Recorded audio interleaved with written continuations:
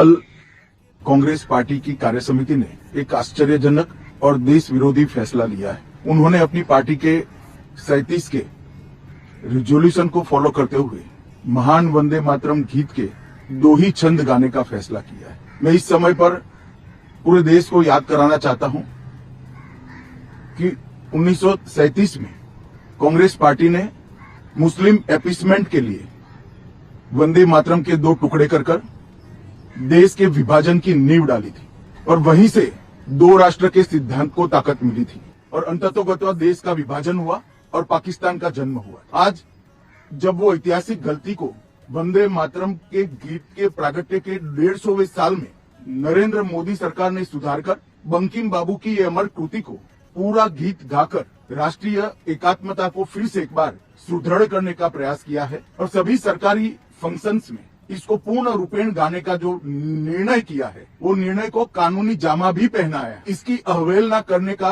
कांग्रेस ने कल निर्णय, कांग्रेस का ये निर्णय केवल और केवल इनकी घोर तुष्टीकरण की नीति की पुष्टि करता है।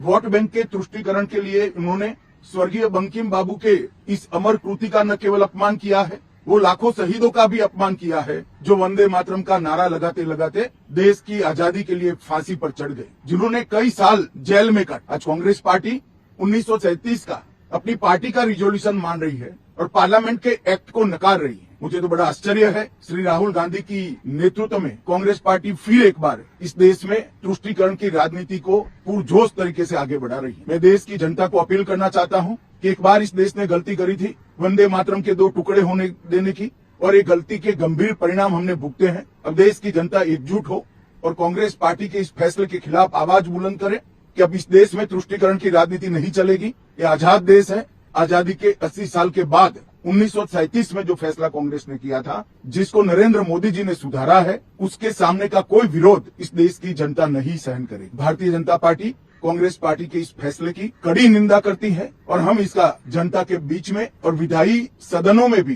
पुरजोश विरोध करेंगे।